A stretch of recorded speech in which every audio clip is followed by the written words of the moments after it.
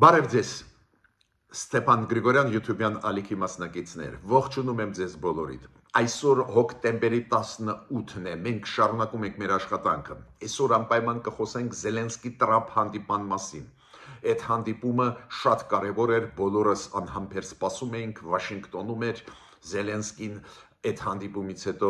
ինչ-որ բաներ ասեց, մեսիջներ մեզ ուղարկեց, միջազգային հանրությանը, Թրամփը հանդիպումից հետո նաև արտահայտվեց տոմոգավկի մասին, պատրիոտների մասին, քննարկում եղել է, բայց ինչ արդյունքներ մենք կխոսենք, նաև Թրամփ-Պուտին հնարավոր հանդիպման մասին կան նորություններ Բուդապեշտում, Եվրոմիությունը ոնց արձագանքեց այդ պլանների Տրամփի հենց Եվրոպայում, հենց այն երկրում, որը միջազգային քրեական դատարանի անդամ է, անցկացնել, ընդունել Պուտինին, քրեական միջազգային դատարանը պահանջում է ձերբակալել Պուտինին, Եվրոպան ոնց է արձագանքում, որ հենց Հունգարիայում կլինի։ Այս հարցերի մասին մենք անպայման այսօր կխոսենք։ Անպայման այսօր կխոսենք շատ լուրջ հարցի մասին, որը կասկած ես չունեմ լարվածություն մտցնում է մեր հարաբերությունների հետ Վրաստանի հետ, մեր հարաբերություններում Վրաստանի հետ։ Վրաստանը բարեկամ ժողովուրդ է, բարեկամ երկիր է, փայլուն հարաբերություններ, իրոք ունենք աշխատանքային լավ հարաբերություններ, բայց կան հարցեր, որոնք լարվածություն մտցնում են, ու հարցերից մեկը նա է, որ չգիտես ինչու պարզվեց երկու դեպք եղավ, երբ որ Վրաստանի քաղաքացի, մեկը հայ ազգությամբ, մյուսը վրացի ազգությամբ, սեպտեմբերին մտել են Հայաստան, պատկան մարմինները իրանց մեկուսացրել են, կալանավորել են, քանի որ Ռուսաստանից կա պահանջ իրանց կալանավորել, որ իբր իրանք պատերազմական գործողություններում մասնակցել են Ուկրաինայում, Ուկրաինայի կողմում, ու պարզվեց, որ պահանջը, որը ուղարկված է մեզ, դա Դոնեցկի դատարանից էր, ուստեղ լիքը հարցեր էր առաջանում, ինչա Դոնեցկի այդպես կոչված հանրապետության ինքնակոչ հանցավոր խմբերից բաղկացած դատարանի որոշումը ինչ որ ուժ ունի մեզ համար թե ոչ, ու ինչ որոշումներ կատարեց մեր կառավարությունը, ճիշտ պայեց իրան թե ոչ, դրա մասին նաև կխոսենք, անպայման կխոսենք Արարատ Միրզոյանի լրջագույն հայտարարությունների մասին, Deutsche Welle գերմանական պարբերականի տրված ինտերվյուում շատ կարևոր բաներ ինք ասեց, ու ես կապում եմ այդ բաները այս ինտերվյուում նրա հետ, որ իրոք արտասահմանում, ոչ միայն Ադրբեջանում, Ռուսաստանում, նաև այլ տեղերում տարածվում է հիմա ինֆորմացիան, որ իբր Հայաստանը Սյունիքի մի մասը զիջեց Ադրբեջանին, չգիտեմ ինչի համար, ուստեղ Արարատ Միրզոյանը ինչ որ պատասխաններ տալիս է, բայց շատ ուշագրավ հայտարարություն արեց վարչապետի պրեսկարտուարը, որը ասեց, որ այդ սուտ լուրեր են, պետք չի կրկնել, ուշադիր պետք է լինել, բայց տեղ էլ մենք պետք է խոսենք այդ ինֆորմացիոն պատերազմի մասին, բազմիցս խոսում ենք, բայց քանի որ մենք նախահարցակ չենք հաճախ, մենք պատասխանում ենք այն ստերի, որոնք տարածվում են տարբեր տեղերից, ոչ միայն Ադրբեջանից, Ռուսաստանից, այլ տեղերից, Ադրբեջանը կարողանում է աշխատել տարբեր մարդկանց հետ, աշխատել ճակերտներում եմ ասում, հասկանում եք ինչի մասին է խոսքը, ու տարածվում են սուտ լուրեր, ու մենք միայն պատասխանում ենք, ստեղ էլ պետք է մտածենք ինչ անենք, ու պարզ է դրական ինֆորմացիաների մասին ես ուզում եմ խոսել, օրինակ ես երեք հրավիրված էի շատ կարևոր կոնֆերանսի, որը անցավ Հայաստանի պետական տնտեսական համալսարանում, անչափ կարևոր, կապված Խաղաղության խաչմերուկ ծրագրի հետ, կապված նրա հետ ինչ կարող է դա լուրջ ուսումնասիրություններ կատարեցին մեր գիտնականները, տնտեսագետները, այս պետական մեր տնտեսական համալսարանի ինչ կտա Խաղաղության խաչմերուկ, եթե ճանապարհները բացվեն, ինչ իրավիճակ մենք այսօր ունենք, ինչ ապրանքաշրջանառություն մենք ունենք, այս թվերով, վերլուծություններով աշխատանքները անչափ կարևոր են ու ստեղ ելույթ ունեցավ նաև նախագահան Հայաստանի Հանրապետության Վահագն Խաչատուրյանը, որը դուք գիտեք հայտնի տնտեսագետ է ու ես համարում եմ անչափ կարևոր մտքեր, ուսումնասիրություններ կատարվեցին, այ երբ որ ես ասում եմ, որ կատարվում է աշխատանք, անչափ կարևոր է միայն ոչ մենք գաղափարի մասին չխոսանք, ասենք ճիշտ է, լավ գաղափար է, որ Հայաստանը դառնա խաչմերուկ, խաղաղության, տարածաշրջանի երկրների համար, այլ երկրների համար, բայց հաշվարկները ինչ են ցույց տալի, եթե ճանապարհները բացվում են, օրինակ Մեղրի երկաթգիծը կամ ավտոմոբիլային ճանապարհները, ինչ ապրանքաշրջանառություն կլինի, որտեղից է գալու այդ ապրանքը, որտեղ է գնալու, ինչ լումա մենք կունենանք, ինչ կստանանք դրանից մենք, ինչ կստանան հարևանները, շատ անգամ շատ կարևոր է, որ թվային դա լինի, որ մենք թվեր ունենանք ու հնարավոր սցենարներ, այդ աշխատանքը կատարվում է, միանշանակ ես ուզում եմ դա ողջունել, ուրեմն դրական բաներ էլ ես այսօր ձեզ կասեմ անպայման։ Ուրեմն սկսեցինք մեր աշխատանքը։ Ես խնդրում եմ բաժանորդագրվել, կիսվել, լայքել, ինչը աշխատացնում է մեր YouTube-յան ալիքը, ակտիվացնում է մեր համատեղ աշխատանքը։ Հիմա Թրամփը ինչ էր ասում միջև Զելենսկու հետ հանդիպանը։ Ինքը ասեց, որ այո, մենք պլանավորում ենք խոսել պարոն Զելենսկու հետ, Ուկրաինայի նախագահի հետ, եւ հակաօդային համակարգերը տալու համար Զելենսկուն,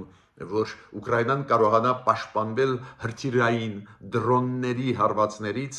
որոնք գալիս են Ռուսաստանից ու ովքեր քանդում են Ուկրաինայի էներգետիկ ոլորտը, որ Ուկրաինան ել ավելի ծանր տնտեսական ճգնաժամի մեջ լինի։ Այո, մենք քննարկելու ենք եւ տոմոգաֆ տալ հերահար հրթիռները, որ Ռուսաստանը չհամարձակվի շարունակել մեծ պատերազմական գործողություններ եւ հակաօդային Պետրիոտ համակարգերը, որոնք օդի պես են պես։ Մյուս կողմից Թրամփը նայեք ինչ է ասում։ Մյուս կողմից ուղարկում է մեսիջ Պուտինին։ Ինքը ասում է, այո, մենք գիտենք, եթե մենք տանք տոմոգաֆ, դա կարող է բերել էսկալացիայի, դա է պատճառը, որ մենք մտածում ենք, ուզում ենք տալ, որ դա լինի զսպիչ մեխանիզմ Ռուսաստանի համար։ Նորից Թրամփը ուղարկեց մեսիջ, որ այ իմ հեռախոսազրույցը երեկվա Վլադիմիր Պուտինի հետ ցույց տվեց, որ ինքը խաղաղություն ուզում է։ Պարզ է Թրամփը հասկացավ, որ ոչ մի խաղաղություն Պուտինը չի ուզում, բայց ինքը նախորոք ուղարկում է մեսիջ, որ Պուտինը կարճի այդ մեսիջից ու ասի այո, տեսակ, ես ուզում եմ խաղաղություն, որ հետո փաստի առաջ Պուտինին դնի։ Թրամփին հարց տվեցին իմիջիալոց պրես կոնֆերանսից հետո Զելենսկու հետ, նախագահ Զելենսկու հետ, Թրամփին հարց տվեցին, բայց կարողա ձգձգում է ժամանակը Պուտինը հաղթող դուրս գալու համար պատերազմում, ինքը ասում է կարող է, ինքը նաև այդ բաները անում է։ Զելենսկին միջև հանդիպում Թրամփի հետ առաջարկեց Թրամփին, որ տոմոգաֆը Թրամփը իրան տտա ու բոլորը գիտեք, որ շատ ուժեղ է Ուկրաինան հակաօդային կներեք անօդաչու այդ սարքերի հետ կապված, դրոնների հետ կապված Ուկրաինան շատ առաջ է ընկել աշխարհում ու ինքը ասեց մենք լավագույն մեր դրոններից, տեխնոլոգիաներից կփոխանակենք ամերիկացիների հետ, որ մեզ տան տոմոգաֆ։ Հետո հանդիպումից հետո Զելենսկին ասեց պարզ է, որ շատ լուրջ հանդիպում էր, շատ օգտակար, ու Զելենսկի ասեց, որ մենք խոսում ենք հակաօդային համակարգերը, որ տան, պարզ է Պետրիոտի մասին է խոսքը եւ հերահար հրթիռներ մեզ տան։ Այդ գաղտնիք չի, միջև հանդիպում բոլորը գիտեն, որ դա կքննարկվի, բայց ես ձեզ ասում եմ, ինչ ասեց Զելենսկին անմիջապես հանդիպումից հետո Թրամփի, քանի որ այդ հանդիպումը փակ հանդիպում էր, ԶԼՄ-ներին չթողեցին, որ այդ հանդիպան ժամանակ լինեն։ Հետո Զելենսկին ասեց, բացի դրանից մենք խոսել ենք Թրամփի հետ իր հեռախոսազրույցի մասին Պուտինի հետ։ Պուտինի հետ Տրամպը խոսեց 2 ժամ, այդ ձեզ ուզում եմ ասել, որ իմանաք 2 ժամ հեռախոսազրույց ու Տրամպը պարզե ասեց Զելենսկուն ինչի մասին էր խոսքը։ Ավելին Զելենսկին ասեց պարզե, որ Պուտինը ինչ ասեց Տրամպին, այդ հայտնի դիրքորոշումն է Ռուսաստանի նախապայմաններ, դուք բոլորը դրա մասին գիտեք։ Այս հանդիպումից հետո Պրես-կոնֆերանսից հետո Զելենսկին Ուկրաինայի նախագահան խոսեց նաև եվրոպական առաջնորդների հետ, դա համատեղ այդպես Zoom-ով կոնֆերանս էր։ Տրամպը Զելենսկու հանդիպումից հետո իր ոճով ասել շատ լավ, օգտակար, շատ հետաքրքիր ու ջերմ հանդիպում էր, ու այդ շատ լավ է մեզ բոլորիս համար, ովքեր ուզում են, որ խաղաղություն լինի, քանի որ շատ կարևոր է, որ Տրամպը իրոք սկսի աջակցել Ուկրաինային լայնամասշտաբ։ Այդ դեպքում խաղաղությանը շանս կա հասնելու, քանի որ Պուտինը ռեալիստ է, ինքը հասկանում է, որ երբ որ Տրամպը սկսի այս հրթիռները հեռահար տալ Զելենսկուն, ոչ թե կրակելու համար, այլ որպես զսպիչ մեխանիզմ շատ բաներ կփոխվեն, դա է պատճառը, որ շատ լավ է, որ Տրամպը գնահատեց այդ հանդիպումը որպես շատ ջերմ։ Ու Տրամպը ասեց, որ այնուամենայնիվ ես կոչ արեցի եւ Զելենսկուն, եւ զգուշացնում են Պուտինին մի անգամ էլ, որ դադար տվեք պատերազմ, նստեք, քննարկեք, լուծեք այդ հարցերը։ Պետք է կանգ անեք այն դիրքերում, որոնք այս պահին կա, դուք գիտեք Զելենսկին նախկինում չէր համաձայնվում, հիմա համաձայն է տարբերակին, պարզ է Պուտինը չի ուզում, բայց ֆորմալ ասում է ես ուզում եմ, ուղղակի Զելենսկին չի ուզում, պատասխանատվությունը գցում է Զելենսկու վրա։ Հիմա Տրամպը նաև ասեց, որ խոսեց Զելենսկու հետ, Պուտինի հետ քննարկման հարցերը ու ասեց Զելենսկուն, որ Պուտինի հետ հանդիպումից անմիջապես հետո ինքը կկապնվի Զելենսկու հետ ու կպատմի Պուտինի հետ ինչին իրանք եկան։ Ինչն է ստեղ կարևոր, այ Զելենսկու մոտ ինչ է դուր գալիս։ Պարզ է մեկ բան, որ քանի որ Պուտինը համաձայնվեց Բուդապեշտում հանդիպել Տրամպի հետ, հերթական հնարք է շահել ժամանակը, բայց մյուս կողմից չի կարող խուսափել Բուդապեշտը, Օրբանի հետ Պուտինը խոսած, Օրբանը ասեց մենք ձեզ կընդունենք, մի անհանգստանա միջազգային քրեական դատարանի օրդերը որոշումը չի աշխատի մեզ մոտ, մենք դուրս կգանք այդ միջազգային քրեական դատարանի որոշումից, ուրեմն հանգիստ կգաք, մենք կբանակցենք, բայց շահում է ժամանակ Պուտինը, բայց ցանկացած դեպքում պարզ է, եթե Պուտինը համաձայնվեց Տրամպի հետ գալ հանդիպել, հարցերը կապված օրինակ տոմոգավկների հետ, հեռահար հրթիռների պարզը մի քիչ կհետաձգվեն, բայց չնայած նրան, ինչ արեց Զելենսկին, Զելենսկին մինչև հանդիպումը Տրամպի հետ հանդիպեց այն ռազմական գործարանի ընկերության ղեկավարների հետ, ովքեր արտադրում են Պետրիոտը հակաօդային համակարգը եւ տամագավկ հեռահար հրթիռները։ Այս process-ը գնում է նախապատրաստական նոր հակաօդային համակարգեր տալ Ուկրաինային եւ տամագավկ այդ հեռահար հրթիռները։ Այդ շատ կարեւոր քաղաքականություն է։ Մի կողմից դա օգտագործվում է որպես զսպիչ մեխանիզմ, որ Ռուսաստանը դադարեցնի պատերազմը, Պուտինը հասկանում է հետևանքները իր համար, եթե տոմոգավկ հեռահար հրթիռները ընկնեն Ուկրաինայի ձեռքը, այդ մի կողմից, մյուս կողմից Զելենսկին կոնկրետ քայլեր է անում, ոչ միայն խոսալով է, գնում է այդ գործարանները այնտեղ պայմանավորվածություն է ձեռք բերում։ Եթե հանդիպումը կայանա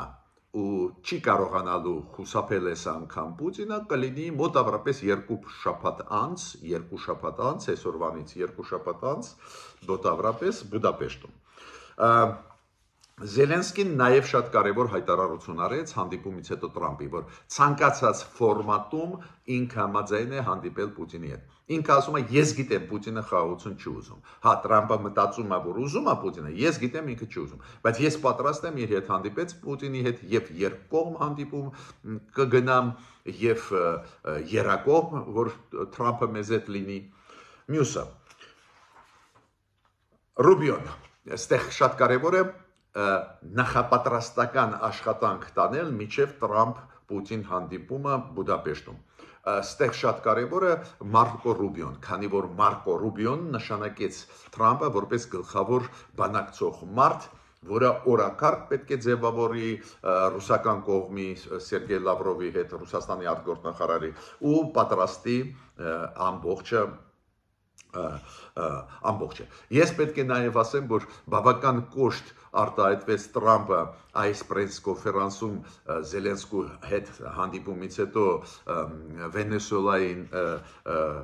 բռնապետի Մադուրոյի մասին, այդ բարերը չեմ ուզում ասել, շատ վատ բարեր ասել իր մասին, բայց Թրամփը նաև խոսեց նորից նրա մասին, որ Հնդկաստանը չի առնելու կամ կկրճատի առնել ռուսական նավթը։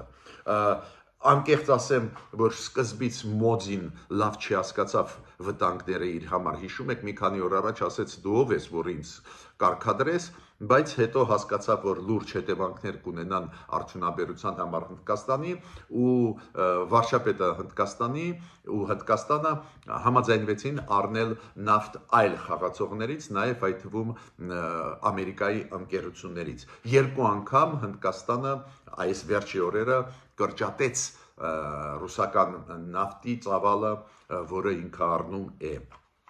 Ու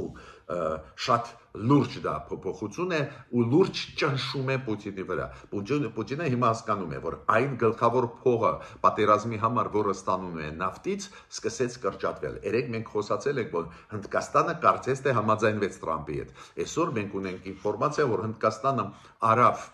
բավական մեծ քանակությամբ նավթ արելա հենց ամերիկյան ընկերություններից, այլ ոչ թե Ռուսաստանի։ Հիմա ինչ վերաբերում է Եվրոպայի։ Պատկերացրեք, որ քանի որ Պուտինին արգելվում է մուտքը Եվրոմիության տարածք, Հունգարիան Եվրոմիության անդամ է, առաջանում է հարց. եթե Պուտինը մտնի, Եվրոմիությունը կպահանջի, որ Հունգարիայի կառավարությունը ձերբակալի։ Միջազգային քրեական դատարանը կպահանջի, որ ձերբակալեն Պուտինին, նույն Հունգարիայի ղեկավարությունը, քանի որ Հունգարիան նաև միջազգային քրեական դատարանի լիարժեք անդամ է։ Եվրոմիությունը ճկուն գտնվեց ու դա կարելի է միայն ողջունել։ Եվրոմիությունը ասեց, որ մենք դեմ չենք, որ այդ լինի այդ հանդիպումը, քանի որ անչափ կարևոր է դա ու կապված է խաղաղության հետ Ուկրաինայում։ Նու պարզ է, Հունգարիայի վարչապետ Օրբանը ասեց, մենք շատ էլ լավ քեզ Պուտին կընդունենք, ոչ մի միջազգային քրեական դատարան, ոչ մի Եվրոմիություն մեզ չի կարող ճնշել, բայց այդտեղ մի խնդրեմ կա։ Ռուսաստանից ուղիղ օդ կապ չկա Հունգարիայում, ինչ որ եվրոպական երկրներ պետք է իր Պուտինի ինքնաթիռը անցնի, ու Սլովակիան օրինակ ասեց, որ մենք կաջակցենք Հունգարիային, կոպիտ ասած, օդը մենք եթե պետք է կտանք, որ Պուտինը մտնի Հունգարիա։ Բայց ինձ ցանկացած դեպքում դուր եկավ, որ բավական ճնշում Եվրոմիությունն էլ գտնվեց, Եվրոմիության պաշտոնյաներն են ասում են այդքան կարևոր հանդիպում է, որ մասամբ մենք աչքերը կփակենք, քանի որ այն օրդերը ու որոշումները Եվրոմիության սանկցիոն որ կան, չեն նախատեսում Պուտինի փակել, արգելել օդը մտնել Եվրոմիություն։ Ճկուն գտնվեցին, կարելի է միայն ողջունել։ Բայց շատ լուրջ process է գնում, հիշում եք Ալյասկայում այն հանդիպումը, որ Պուտին-Թրամփ կայացավ, Պուտինը հետո խաբեց Թրամփին, Թրամփը պարզ է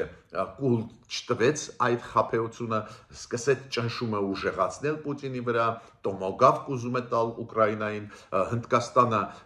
հիմա կիսով չափ փոքրացրեց նավթի առնելը, Չինաստանը միանշանակ կփոքրացնի, քանի որ Ռուսաստանի խաթեր չի գնա առճակատման Ամերիկայի հետ, ուրեմն ծանրագույն վիճակում է Պուտինը, հիմա ինքը կգնա կհանդիպի Բուդապեշտում, պարզ է կփորձի խաբել նորից Թրամփին, բայց շատ դժվար կլինի, տեսակ Թրամփը հետ չկանգնեց, նորից ասեց Զելենսկուն, հանդիպումից հետո ես քեզ հետ կքննարկեմ, ամեն ինչ կպատմեմ, ինչա, ինչի, ու եթե նախկինում անընդհատ Թրամփը ինչ որ Զելենսկու դեմ բաներ էր ասում, հիշում եք, լեգիտիմ չի, էլի ուրիշ բաներ, հիմա այս ձևի բաներ չկան։ Թրամփը խոսում է Զելենսկու հետ տոմոգավկի մասին, հակաօդային համակարգերի մասին, ոնց աջակցի, ոնց ուժեղացնի հնարավորությունը Ուկրաինայի պաշտպանել հայրենիքը։ Հիմա Այդ կարևորագույն հարցից հետո ես անցնում եմ եւ դրական զարգացումների եւ խնդիրների մասին, որի վրա անպայման մեր կառավարությունը պետք է ուշադրություն դարձնի։ Նու մեծ գաղտնիք չի, որ մեր վերջի ժամանակների հարցն է, դա մի քանի ամսվա մեր բեռնատար մեքենաները անցնելով Վրաստանով ունեցել են ինչ-որ խնդիրներ, հետո լուծվել են խնդիրները, ալկոգոլ տեղափոխող մեր ընկերությունները Վրաստանի տարածքում ունեցել են ինչ-որ խնդիրներ, հետո լուծվել են, բայց առաջանում են ինչ-որ խնդիրներ։ Վերջի օրերը կա ինֆորմացիան պետք է ստուգել այն մեքենաները, որոնք մարդատար մեքենաներ են ու Երևան Թբիլիսի աշխատում են, տեղափոխում են մարդկանց, ովքեր Թբիլիս մտնում են գործով կամ վրացի գալիս են Հայաստան իրենց գործերով, այս մարդկանց տեղափոխով մարդատար օֆիցիալ մեքենաները ինչ-որ խնդիրներ այս օրերը սկսեցին ունենալ, ինչ-որ տուգանքներ գրում են իրենց Վրաստանում։ Գիտեք, պետք է վերլուծել ինչի հետ է կապված, միգուցե կառավարությունը Վրաստանի փոխում է քաղաքականությունը այդ կապված տրանսպորտի, բեռնափոխադրման,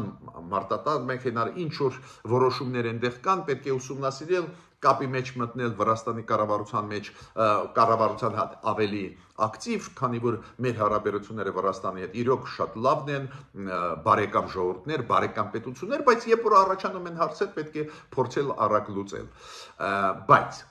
ես կասկած չունեմ, որ առանձին բարդություններ գալիս են մեկ խնդրից։ Դուք գիտեք, որ սեպտեմբերին երկու պարզվեց դեպք եղավ։ Մենք գիտենք մի դեպքի մասին, երբ որ Վրաստանի քաղաքացի հայ ազգությամբ Գյորգի Կինոյանը ձերբակալվեց, երբ որ մտավ Հայաստանի տարածք։ Հետո պարզվեց, որ ձերբակալվեց, քանի որ կա Ռուսաստանից պահանջ Դոնեցկի, այդպես կոչված Դոնեցկի մարզի դատարանի որոշման համաձայն, որ քանի որ Գյորգի Կինոյանը պատերազմական գործողություններում մասնակցել է Ուկրաինայի կողմում, Ռուսաստանը պահանջում է, որ արտահանձնի այդ մարդը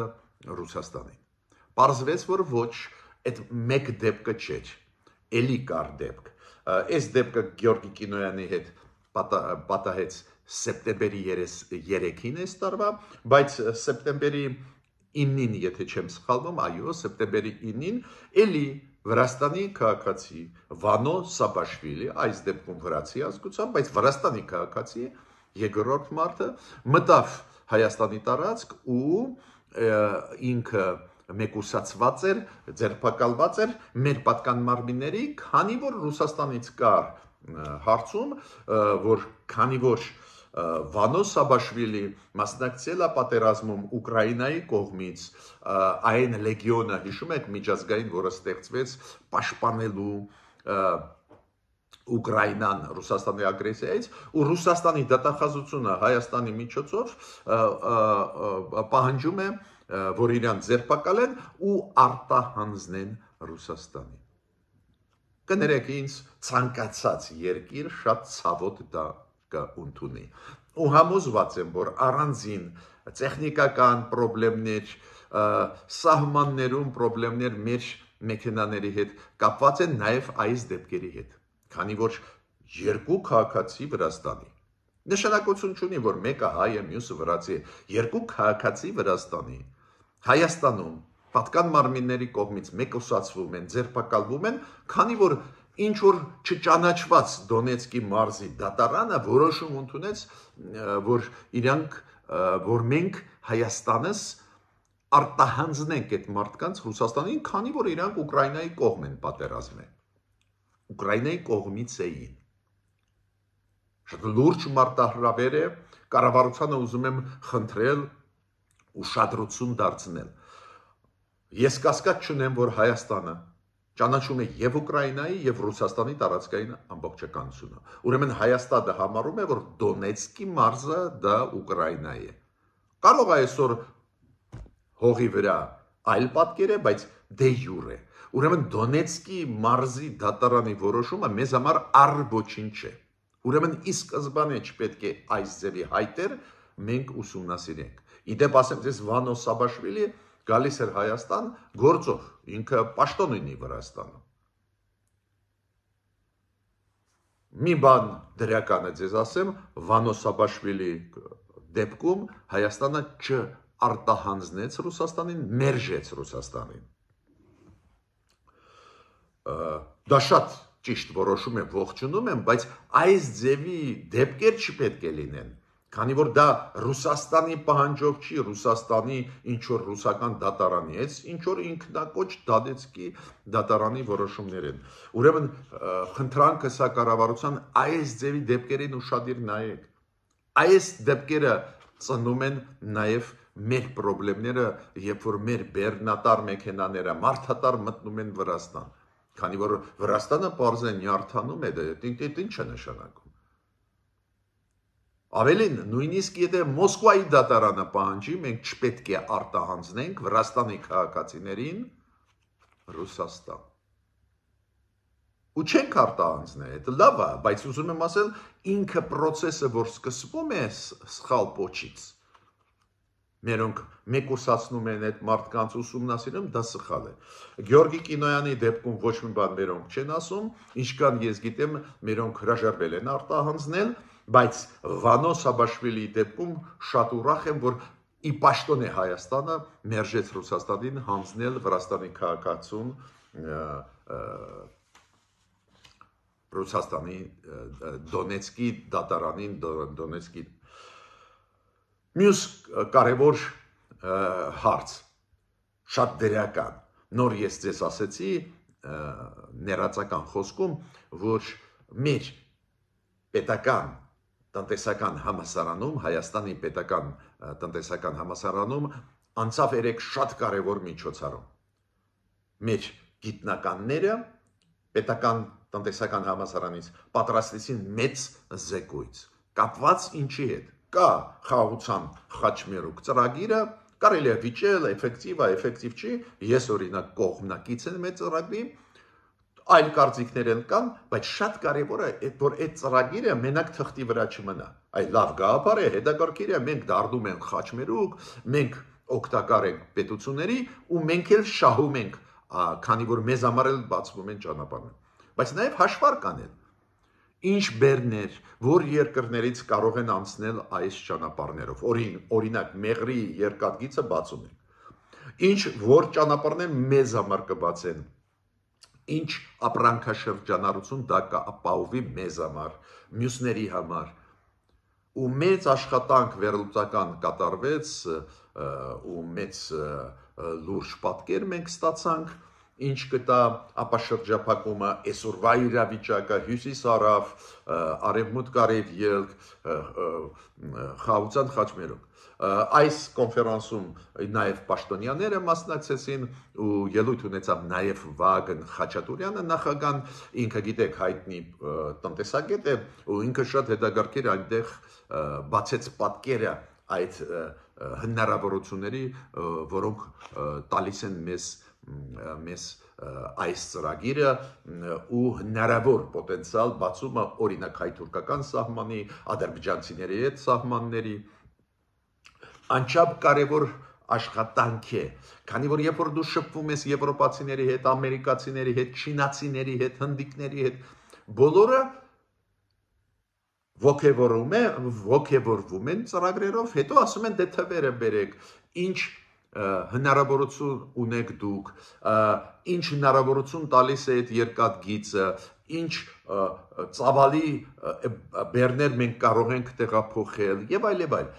ու դու պետք է պատրաստ լինել տալ վերլուծություն, ողջունում եմ մեր Հայաստանի պետական տնտեսական համալսարանի ղեկավարությանը եւ փորձագետներին, գիտնականներին, որ այդ լրջագույն աշխատանքը հայ ժողովրդի համար արել են մեր պետականության համար։ Հիմա ինչ ասում Բորտնիկովը, Ռուսաստանի, դուք գիտեք, ФСԲ-ի, նո այդ ինչ որ նախկինում ԿԳԲ էր, ղեկավարը։ Բորտնիկովը ինչ ասում է այդ ՆԱՏՕ-ն ոնց է մտնում ԱՊ երկրներ։ ՆԱՏՕ-ն ասում է, որ մենք ուզում ենք աջակցել ձեզ, որ ձեր բանակները վերազինվեն, բարեփոխվեն, ռեֆորմներ արվեն։ Դրա միջոցով ընդլայնվում է ՆԱՏՕ-ն դեպի ԱՊ երկրներ։ Դա այդ փորացավ է Ռուսաստանի, ու անընդհատ դրա մասին խոսում են։ Մինչդեռ ՆԱՏՕ-ի հետ համագործակցությունը իրոք շատ օգտակար կլինի Հայաստանի համար։ Հայաստանը վերսկսեց թարմացնել մեր հարաբերությունները, իրոք ՆԱՏՕ-ի փորձը վերազինել բանակը, փորձը պաշտպանողականությունը պետության բարձրացնել, բանակի հնարավորությունները պաշտպանել, պատերազմի համար իրանք մեզ չեն պատրաստի, իրանք մեզ կօգնեն պաշտպանելու մեր երկիրը, անչափ կարևորը Հայաստանի համար։ Պետք է ասեմ, որ շատ հետաքրքիր ինֆորմացիա է, հիշում եք Տրամպի Եգիպտոսում անցկացրած օկտեմբերի 13-ին գագաթնաժողովին Գազայի հետ կապված, հիշում եք Հայաստանն էլ մասնակցեց, մեզ հրավիրեցին, ինչը շատ կարևոր է։ Պարզվում է, որ Չինաստանը եւ Ռուսաստանն էլ հրավիրված էին, ուղղակի վերջի պահին իրենց ուղարկեցին հրավերները ու իրանք որոշեցին չմասնակցել, դեսպանների մակարդակով հրավիրված էր Չինաստանը եւ Ռուսաստանը։ Բայց հիշում եք, միայն 20 երկրի ղեկավարներ մասնակցում էին, ես իմ գնահատականը տվեցի, որ շատ կարևոր է, որ Դոնալդ Տրամպը հրավիրեց Նիկոլ Փաշինյանին Եգիպտոսի Գազայի խաղաղության հետ կապված, բայց այդքան կարևոր էր, որ հիմա Ռուսաստանը ի պաշտոն է եւ Չինաստան ասում է, հա, մեզ էլ հրավիրեցին, ուղղակի մենք ուշ հրավիրեցին, մենք ժամանակ չունենք մասնակցելու, բայց որն է ուշը, դուք ունեք դեսպաններ Եգիպտոսում, ուղարկեիք էլի այդ դեսպաններին այդ միջոցառմանը։ Ադրբեջանը բավական ճկունություն է ցուցաբերում, դուք գիտեք, Գազայի հետ կապված պլանավորվում է Գազա ուղարկել ուժեր, բանակներ, Եգիպտոսի, Կաթարի բանակներ, այն երկրների, որոնք միջնորդ էին, ուստեղ դուք գիտեք, Եգիպտոսի, Կաթարի եւ Թուրքիայի դերերը մեծ էին,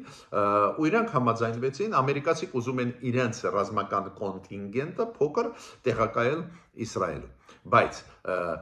ստեղ դռները բաց են ու Ադրբեջանը Պակիստանի հետ դիմեցին, որ իրանք ուզում են իրենց ռազմական կոնտինգենտը կամ խաղապաներին ուղարկել Գազա։ Մենք էլ պետք է սովորենք այս ձևի ճկունություն ցուցաբերել։ Ու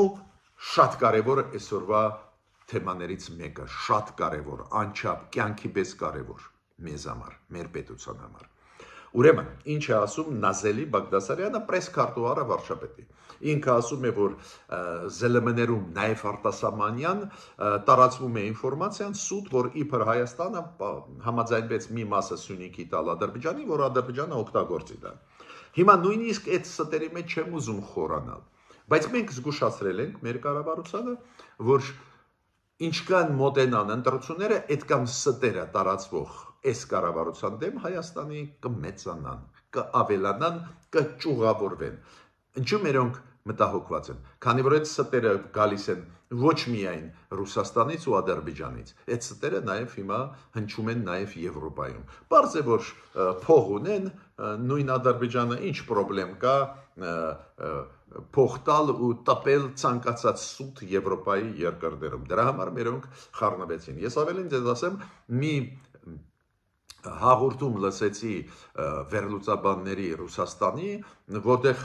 հայտնի փորձագետներից մեկը ասում էր, ով հեքիաթ են պատմում, ամերիկացիք զորքեր են բերելու մասնավոր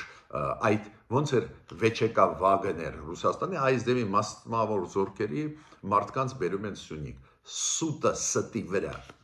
Այո, պետք է սովորենք արագ արձագանքել, լավ է, որ կառավարության պրես-քարտուղարը վարչապետի արձագանքեց, ասեց դա սուտ է, միք տարածի ստուգեք, Արարատ Միրզոյանը, պարզ է, այդքան լուրջ դա սուտ է, որ Արարատ Միրզոյանը տվեց ինտերվյու Deutsche Welle-ի շատ հայտնի պարբերականի Գերմանիայի, որտեղ որ մանրամասն խոսում է դրա մասին, որ ոչ մի միջանցքային տրամաբանություն չկա, ոչ մի միջանցք,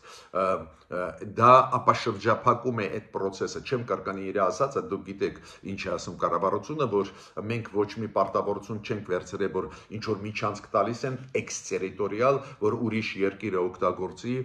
մեր սուվերենությունը պահպանում ենք, լավ է որ դա ասում է ու շատ լավ է որ ինքը մերոնք սկսեցին հասկանալ, որ պետք է բացատրել, որ այդ Ռուսաստանի հետ չենք մենք։ Ինչ ասեց Արարատ Միրզոյանը։ Դա շատ կարևոր էր։ Ինքը այդ ինտերվյուի ժամանակ Deutsche Welle-ում ասեց. «Այդ Ադրբեջանն է ուզում, որ մենք այդ ճանապարհը տանք Սյունիքի ճանապարհը երկաթգիծը տանք Ռուսաստանին, որ վերահսկի Ռուսաստանը։ Մենք դա չենք ուզում, սկզբունքորեն դեմ ենք, քանի որ մեզ համար Թրամփ ճանապարհն է կարևոր։ Այդ Թրամփի ուղի ճանապարհը էս է մեր քաղաքականությունը ու ոչ մի միջանցք չենք տա։ Ողջունում եմ, որ դա մերոնք ասում են, բայց մենք միշտ ասում ենք, ինչքան դու նախաքայլեր շուտ անում ես, այդ կամ ավելի շահած դուրս կգաս։ Դες այդ խոսքերը պետք է ասել, կրկնել, բայց շատ անգամ հաճախ շատ էֆեկտիվ լինում է, եթե դու դա ասում ես ավելի շուտ, քան թե քո դեմ սկսվում է ակտիվ ինֆորմացիոն պատերազմ։ Ես ավարտեցի իմ ելույթը, միջ նոր հանդիպումներ։